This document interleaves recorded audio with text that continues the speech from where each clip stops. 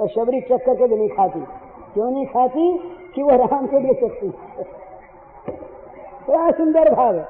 एक कथा आती है पद्म पुराण में। एक भील था, भील। वो भील था, जंगल में रहता एक भील। तो किसी महात्मा ने बताया उसे, ये पुराण की कथा है ना, आधुनिक भक्तमाल की नहीं और मेरी बनाई तो है ही नहीं, तो पौराणिक कथा है। तो भील रहा, तो वो जंगल में रहता। किसी महात्मा ने कहा कि तुमको एक उपाय बताते हैं भगवान की प्रसन्नता का। अब जो बहुत तार्किक नहीं होते ना, उनके लिए एक बात ही काफी होता उद्धार करे। और हम लोगों के लिए लाख सुनते रहें और 20 वर्ष बीत जाए, हम सुनते हैं पर सुनने के लिए, करने के लिए नहीं सुनते। उसने सुना करने के लिए पूछा, महाराज बताओ क्या करें। इसीलिए प्राचीन काल में जिज्ञासु अधिकारी को उपदेश होता था, उपदेश बंटता नहीं था, उपदेश की दुकान नहीं खुलती थी। तो उससे कहा महात्मा ने, तुम एक काम करो, जंगल में मुख्य स्थान पर एक भगवान की मूर्ति है, पूजा उजा होती नहीं, तुम उसे भगवान मानो। और रोज तुम एक काम करो कि जो सबसे मीठी चीज तुमको लगे, सबसे बढ़िया, वो उन भगवान को चढ़ा दिया करो। समझ रही चीज? अब सीधा आदमी, अब ये पढ़ा लिखा था नहीं, अब मीठी का पता कैसे लगे, स्वाद का पता कैसे लगे? तो रोज वो क्या करता, कोई फल तोड़ता किसी पेड़ का और फल तोड़कर उसे चखता। मीठा होता तो ले जाता दौड़ करके वहां भगवान के पास, उनके मुंह में रख देता। और न स्वाद होता तो फेंक देता या अपने खा लेता, बुरी चीज अपनी।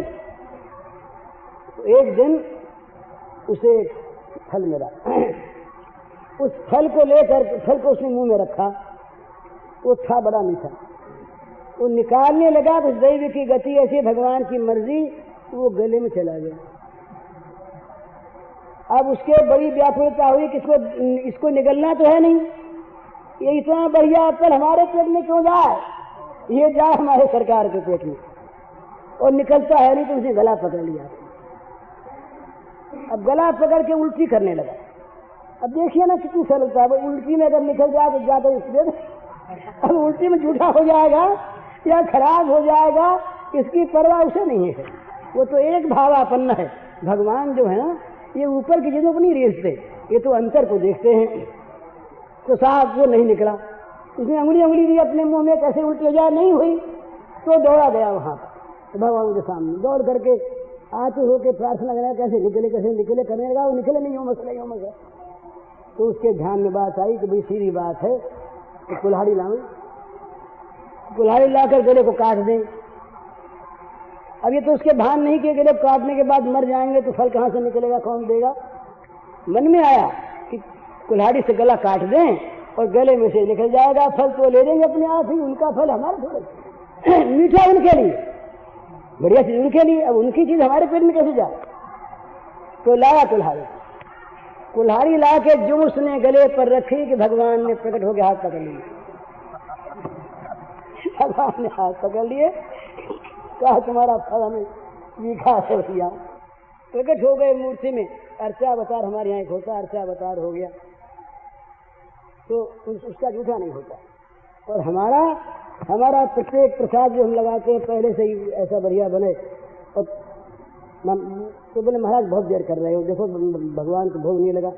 अपने खाने की जल्दी मन में आ रही है और भोग नहीं लगा। बोले कैसी बनी है जरा, अब चखे तो कैसे, पर मन ही मन चख लेते हैं, उसको जूठा कर देते हैं उसे। तो ये जो भक्तों का रस प्रसाद है ना, ये जूठा नहीं होता भगवान के लिए। तो जिसको कभी न पल भर लगती, भूख प्यास जो रहते तृप्त, मेरे रस प्रसाद कनहित शुचि, वे रहते हैं नित्य अतृप्त, मिलते ही रहे। तो चाहते हैं रस, ये प्रसाद रोज मिलता रहे। और अंतिम बात कहते हैं, रति रसमय रस रूप रसिक, ये उपनिषद में आता है, रसो वैसा। ये रस जो है, जो वास्तविक रस है, ये भगवान है। ये उस दिन हमने कहा था कि संसार में तो कुरस है, विरस है, अरस है, विपरीत रस है, कुत्सित रस है और रस है ही नहीं। बुरे को भली चीज मान लेना ये विपरीत रस है। भोग, पाप रूप भोग को प्रिय मानना ये कुत्सित रस है और रस है ही नहीं। वहां पर रस की कल्पना करना ये अरस है। भगवान न अरस हैं, न कुरस हैं, न विरस हैं, वो रस हैं। और रस में एक बहुत बड़ी चीज वो सरस रस है। रस भी सरस है। तो रसो वैसा, तो सरस रस के वो रसिक हैं। ये एक विशेष बात है। रस रूप रस का रसिक नहीं होता। ये प्रेम राज्य की बात है। सच्चिदानंद घन, सच्चिदानंद घन का प्रेम नहीं होता। पर यहाँ जो सच्चिदानंद हैं वो अपनी सच्चिदानंद घन की दूसरी मूर्ति बनाकर उससे प्रेम करते हैं। राधा दूसरी मूर्ति है, अभिन्न है। तो रति रसमय रस रूप रसिक वे, दिव्य प्रेम रस तारावार। तारावार कहते हैं समुद्र को। दिव्य प्रेम रस के अगाध समुद्र हैं वे। प्रेम रस के अगाध समुद्र, प्रेम सुधा रस पान निरत वो मेरे रस का, और मेरे रस को वो अमृत मानकर उस रस का नित्य निरंतर पान करने में लगे रहते। उनका दूसरा काम ही नहीं। ये ब्रज के ठाकुर हैं, ये ठाकुर लड़ाई वड़ाई नहीं करते। इन्होंने ब्रज के ठाकुर ने किसी राक्षस को मारने के समय इन्होंने ऐश्वर्य रूप को प्रकट किया, तो हथियार नहीं लिया हाथ में। खेल खेल में मारा, किसी की चोंच फाड़ दी, किसी की लाठी मार दी, किसी को पी गए, किसी को ऊपर से पटक दिया, किसी का स्तन चूस लिया है, किसी का गले घोंट दिया, पर हथियार नहीं लिया है ब्रज के ठाकुर ने हाथ में। बता लिया उसे। तो ये जो ब्रज के ठाकुर छोटे से शिशु भगवान, ये बड़े मधुर मधुर मुरली लिए हुए, तो ये जब कुछ राक्षस सामने आता तब इनकी जो ऐश्वर्य शक्ति है ये तो रहती है पास, तो थोड़ा बहुत इनका काम कर देती है और ये अपना खेलती रहती। अघासुर के मुंह में गए खेल में, वहां खेल खेल में घुस गए, मुंह में खेलते हुए घुसे। ऐश्वर्य शक्ति ने वहां काम किया। अपने आप इनकी बेजानकारी में ही इनके शरीर को उसकी जान में इतना बढ़ा दिया कि उसका गले घुटने लगा बेचारे का। निकल गया दम उसका, गला घुट करके। ये तो ज्यों के त्यों रहे, उतनी श्याम सुंदर छोटे से। ये भगवान में दो चीजें रहती है भाई, ये ऐश्वर्य और माधुर्य साथ साथ। अब यशोदा मैया के हाथ से करधनी पहनाई हुई है, और यशोदा मैया अपने हाथ की मुट्ठी से हाथ पकड़े हुए हैं, उनका हाथ हाथ में आ गया है। तो उसी समय रस्सी से इनकी कमर नहीं बनती। क्या बात, कमर इतनी बड़ी हो गई और हाथ भी छोटा, और उसी कमर में करधनी बंधी हुई जो छोटी सी बांधी थी वो कभी टूटी नहीं उसके कमर के विस्तार होने से। तो क्या चीज है ये। माधुर्य की सेवा में कभी ऐश्वर्य आता है, पर ब्रज के ठाकुर जो है ये रहते हैं बड़े ही मधुर। तो जहाँ ये माधुर्य है वहाँ पर भगवान सब कुछ हैं। वहाँ मोह, वहाँ क्रोध, वहाँ काम, वहाँ लोभ, वहाँ भय और वहाँ बंधन, ये स्वयं ये सब बन जाते हैं अपने आप। बाहरी क्रोध उनको नहीं आक्रांत करता, ये गंदा काम उन पर नहीं आक्रमण करता, ये बाहरी विषयों का लोभ उनमें नहीं जागृत होता। वो स्वयं ही काम बन जाते, क्रोध बन जाते, लोभ बन जाते, भय बन जाते, और रस्सी बनकर अपना बंधन बन जाते। बांध दिया मैया ने। जिन बांधो सुर असुर नाग नर, प्रबल कर्म की डोरी, सोई अविच्छिन्न ब्रह्म, जसुमति हठि बांधो, सकतन छोड़ी, रोते हैं गांठ खोल नहीं सकते। जिनके नामाभास से अज्ञान की ग्रंथियां टूट जाती हैं, वे भगवान मैया के दिए हुए छोटे से पेट की रस्सी की गांठ को खोल नहीं सकते। हाथ खुले हैं पर खोल नहीं सकते, ऐसी गांठ घुल गई। तो वो गांठ काहे की थी? अज्ञान की गांठ रही। अज्ञान की गांठ तो वहां लगती ही नहीं। और अज्ञान की गांठ वाले कहीं उनका नाम ले लेते हैं तो गांठ अपने आप खुल जाती, बोले उसका नाम ले लिया, गांठ नहीं रहेगी यहाँ पर। अज्ञान ग्रंथि जो है ये भगवान के सामने नहीं रहती, परंतु ये गांठ ऐसी अपने आप बांधी हुई है ना। अरे यशोदा मैया क्या नहीं खेलने आते तो कौन ही नहीं लाता? इच्छा में सतु भूतमयस्ते कोपी, ये कर्म बंधन में तो आए नहीं कि बंद करके वहां पर आ गए। इन पर कोई कर्म का तो कोई प्रभाव था नहीं। पांच भौतिक इनका देह नहीं, जन्मने वाले ये हैं नहीं, मरने वाले हैं नहीं, किसी के बंधन में नहीं, तो आए क्यों? खुद बंधने के लिए आए। अपनी लगाई हुई गांठ, तो अपनी गांठ को अपने आप कैसे खोले? तो मैया से रोते हैं, गुट खुलती नहीं गांठ। जब यमरार्जुन वो पेड़ दोनों टूट कर गिर पड़े और वो नलकूबर और मणिगिरी निकले, उन्होंने स्तवन किया, फेरी वेदी बच्चे देखते रहे कि ये कौन निकले आग से जलते हुए दो ये देवता से। वो खड़े खड़े देखते रहे, ये देखो ना, ये तो कन्हैया के हाथ जोड़ते हैं और ये क्या बड़बड़ाते हैं। उनको तो समझे नहीं बेचारे उन देवताओं की भाषा को। और देखते रहे अपना वो अपना दंडवत कर करा करके। और उन्होंने देखा कि अब तो बड़ी बाधा हो रही है श्री कृष्ण के सखाओं के साथ खेलने में, जल्दी चले।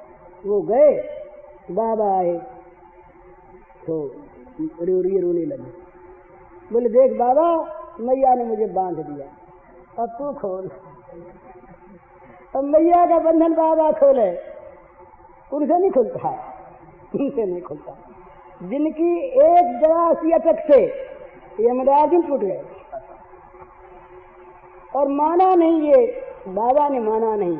जैसे नंद बाबा से कहा बच्चों ने, अरे बोले ये कैसे टूट गए, क्या बड़ा अनर्थ हो गया। और बड़ा नारायण ने रक्षा की कि किसी घर पर नहीं पड़े ये पेड़, किसी गाय बछड़े पर भी नहीं पड़े, किसी बच्चे पर नहीं पड़े, किसी को चोट लगी नहीं, नारायण के बनकर।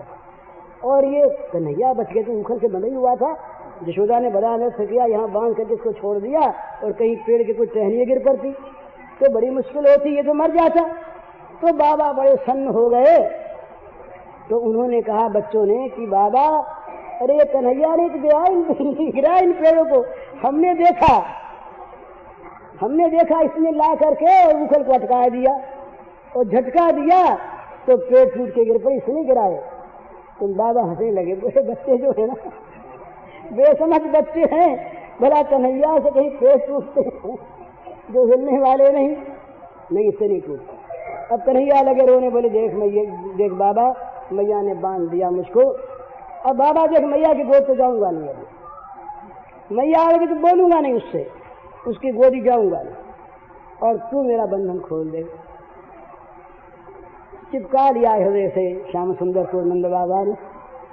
आंखों से आंसू बहने लगे। कहा यशोदा बड़ी निष्ठुर है, दया नहीं आई उसको इस नन्हे से श्याम सुंदर नवनील नीरद वर्ण, ये परम कोमल, इसको रस्सी से बांध दिया यशोदा ने। अकल मारी गई, बुद्धि रही नहीं, खोली गांठ, चिपका लिया हृदय से, सुसुक सुसुक कर रोने लगे नंद बाबा। और आप जाइत होकर कन्हैया रोने लगे। जब देखा बाबा रोता है तो थोड़ी पकड़ कर बोले, अरे बाबा रो मत, बाबा तू मत रो, तेरा रोना देखे मुझे रोना आता है, तू रो मत बाबा, हंस। तो बोले मैं तो तब हंसूं कि तुम मैया की गोद जा। बोले बाबा ये तो कैसे होगा? तो बोले मैं रोऊंगा। बोले अच्छी बात बाबा, तू रो मत, मैं मैया की गोद चला जाऊंगा। अब बताइए, ये भगवान की लीला, इस लीला में कहीं अज्ञान है क्या? और इसको अगर अज्ञान मानते हैं तो हमें तो ये अज्ञान मुबारक, हमें ज्ञान नहीं चाहिए, हमें ज्ञान की आवश्यकता नहीं। जो अज्ञान कन्हैया को गोद में खिला दे तो वो अज्ञान करोड़ों ज्ञानों की अपेक्षा बढ़कर मूल्यवान वस्तु क्या चीज। तो ये जहाँ प्रेम साम्राज्य, जहाँ प्रेम की ये सरिता बहती बड़ी सुंदर, वहाँ प्रेम की इस मधुर विपुल तरंगों में ये सारे मर्यादा के जो पहाड़ हैं चूर चूर हो जाते हैं। ये तमाम तमाम जो बंधन हैं, बाधा हैं, ये तमाम हट जाते हैं, बह जाते हैं और रह जाता है केवल कन्हैया और कन्हैया का प्रेम। वहाँ प्रेम ही दिखता है, प्रेम ही सुनता है, प्रेम ही सूंघता है, प्रेम ही वो नारद जी का सूत्र है कि वहाँ प्रेम के सिवा दर्शन, स्पर्श, श्रवण, भाषण किसी चीज़ का दूसरा नहीं होता, तो तन्मयता होती है। तो इस प्रकार का प्रेम जहाँ पर प्रकट हो, उसमें ये संदेह को स्थान नहीं रहता। और संदेह युक्त जिनका हृदय है, उनको ये प्रेम लीला सुननी कहनी भी नहीं चाहिए वहाँ, क्योंकि वो भगवान ने तो गीता में महाराज बंधन लगा दिया, ऐसा बंधन लगाया, संपुटित किया। दूसरे मैंने कहा था ना, 2 श्लोकों को संपुटित किया उसने, उन्होंने अपने मुँह से अपनी तारीफ की थी वहाँ पर। सब धर्मों को छोड़ने का आदेश कर दिया खुलेआम, तो कैसे दिया, फिर भगवान घबराए। आप लोग घबराए, उनके साथ घबरा जाएंगे।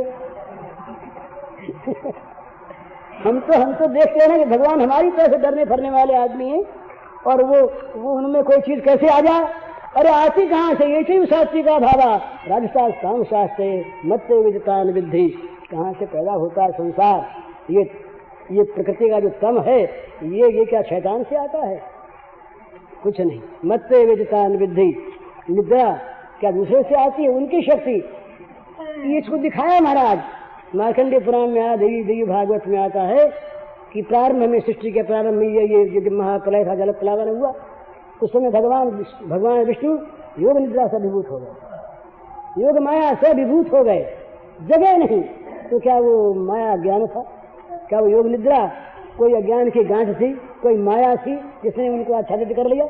उनकी अपनी शक्ति। उन्होंने कहा जब हम सोते हैं, तो किसी दासी से कोई कह दे कि देखो हम सोते, हमको जगाना नहीं, तुम पहरा देना, तो नींद लगी, पहरा देना, वो अपना आराम करने लगे, बिगड़ा क्या इसमें? तो भगवान को भगवान मानने के बाद तो कोई चीज रहती नहीं। पर प्रेम राज्य में यहाँ इस प्रकार का एक ये स्तर है जहाँ पर संदेह को स्थान नहीं, ये मर्यादा का त्याग नहीं होता, ये तो सीमोल्लंघन अपने आप है, जहाँ ससीम हो करके असीम खेलता है, जहाँ ससीम होकर असीम खेलता है।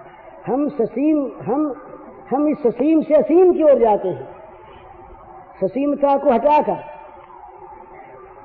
सात्विक ज्ञान यही कहता है कि सारे अविभक्तम विभक्तेषु, सारे अभिभक्तों में, सारे विभक्तों में अभिभक्त को देखो। और ये भगवान जब वापस प्रेम राज्य में आते हैं, तब ये असीम ससीम हो जाते हैं, तब अविभक्त स्वयं विभक्त हो जाते हैं। ऐसा वर्णन आता है कि श्री राधा का प्रादुर्भाव है भगवान के श्रीअंग से, और तमाम श्री गोपांगनाओं का प्रादुर्भाव है ये श्री राधा के अंग से। देवी भागवत के 9वें स्कंध में ये वर्णन आता, बड़ा सुंदर। भगवान के श्रीअंग से राधा जी प्रकट होती, और राधा जी के श्रीअंग से उनके काया विहुरु का तमाम गोपी जनों का प्राकट्य होता है। तो भगवान ही राधा बनते हैं और भगवान ही गोपी जन बनते हैं।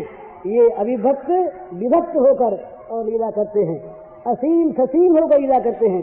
तो उनकी ससीमता, उनकी ये विभक्तता नहीं है, ये ससीमता नहीं है, ये ज्ञान नहीं है, ये बंधन नहीं है, ये है प्रेम राज्य की मधुरतम ये दिव्य लीला, जिसमें प्रवेश करने के लिए बड़े बड़े लोग लालायित, ब्रह्म विद्या लालायित। महाराज ये हंसते हैं लोग जो बहुत ज्यादा ब्रह्म ज्ञानी होते हैं ना, वो हंसा करते, बोले ये चीज तो बोले पुराण में, और ये प्रक्षिप्त, ये तो असली चीज नहीं, क्योंकि उनका मन मानता नहीं। पद्म पुराण में आता है कि जावाल एक ऋषि ने देखा एक जंगल में बड़ा सुंदर सुमनों से वो खिला हुआ एक अरण्य है, उसमें एक बड़ी सुंदर वाटिका है। उस वाटिका के किनारे पर एक देवी, बड़ी तेज पुंजमयी देवी बैठी तप कर रही। ऋषि निकले उधर से, ऋषि को उन देवी को देख करके बड़ी श्रद्धा हुई, ये माता यहाँ कैसे बैठी है इतनी तेज पुंजमयी, जिनको देखती सारा अंधकार हट जाता है। खड़े रह गए। माता समाधि खुली, पूछा ऋषि ने कि माँ तुम कौन हो? और क्यों बैठी हो, क्यों तप कर रही हो? तो वो बोली मैं ब्रह्म विद्या हूँ। अरे ब्रह्म विद्या आपका नाम, आप क्या करती हैं? तो कहा मैं ज्ञान की गांठ सबकी खोलती हूँ। ब्रह्म विद्या में ये सारी अविद्या को हटाकर ब्रह्म का बोध कराते हूँ जो अधिकारी जिज्ञासु होते हैं उनको। तो बोले माता जी फिर आप यहाँ क्यों बैठी? बोले मैं तप कर रही हूँ। अरे आपको तप की क्या आवश्यकता जननी? तो आपको सारे अज्ञानों की ग्रंथि खोलने वाली, सबको ब्रह्म वितरण करने वाली आप। बोले मैं गोपी बनना चाहती हूँ। ये कथा मेरी गढ़ी हुई नहीं है। जो लोग प्रक्षिप्त मानते हैं वो चाहे पद्म पुराण की इस कथा को कल्पना भली माने, पर कथा पद्म पुराण के मैं खोल के दिखा देता हूँ, तैयार हूँ आपको। तो वो कहती है मैं गोपी भाव से भगवान की पूजा करना चाहती हूँ। इस रस का मुझे पता नहीं, ब्रह्म का तो पता, इस रस का पता नहीं, इसलिए मैं तप करती हूँ। तो ये चीज अज्ञान की नहीं, मोह की नहीं, गंदे काम राज्य की नहीं, ये संसार का ये लौकिक गंदा विलास नहीं, ये काम वाला प्रेम नहीं, ये तो गुणातीत की गुणमयी लीला, अद्भुत गुणातीत की गुणमयी लीला।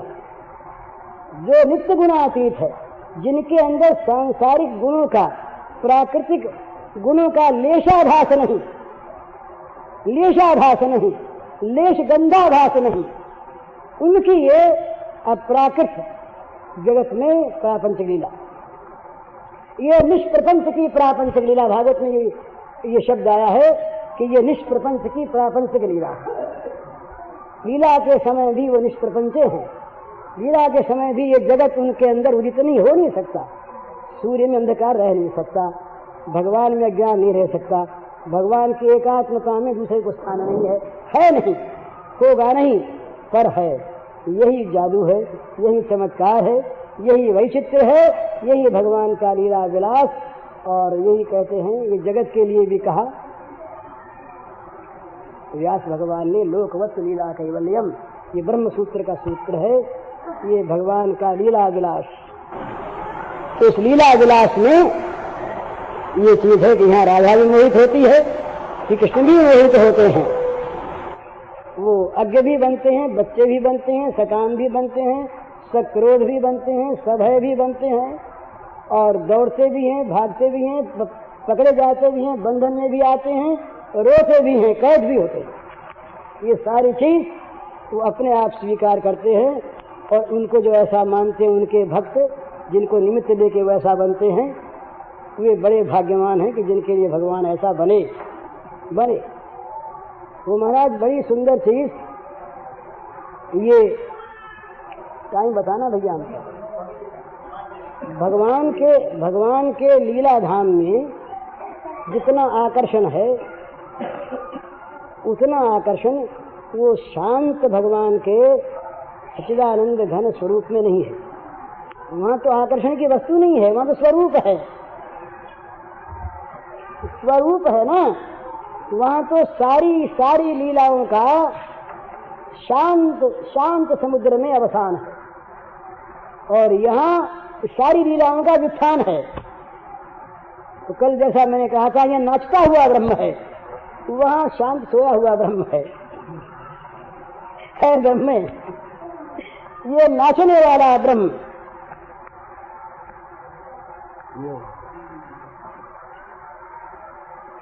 नारद से शुक व्यास रखें, पतिहारे तहु पुनि पारन पावे, साहि अहीर की छोहरियां, छछिया भर छाछ पे नाच नचावे।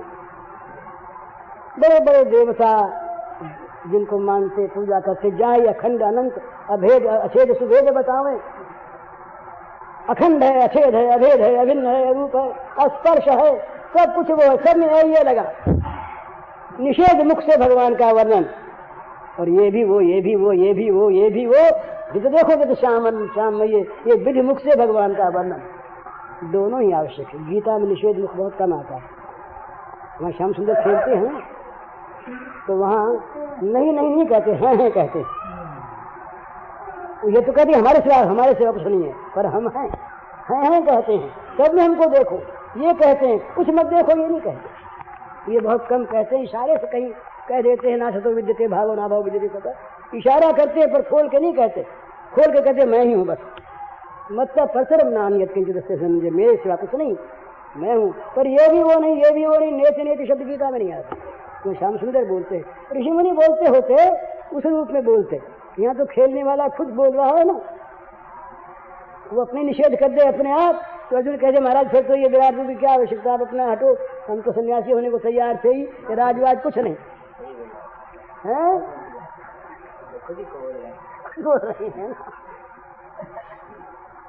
तो अर्जुन से यही कहलवाया करिष्ये वचनम। तो बोले हमारा वचन मानोगे? बोले हाँ। बोले क्या युद्ध, उठाओ हथियार हाथ में, लड़ो। पर देखो भैया ये पहले ही याद कराए, तो लड़ो, पर लड़ाई के इस कर्म को राज्य की आशा लिप्सा ममता के गोदाम में मत फेंकना।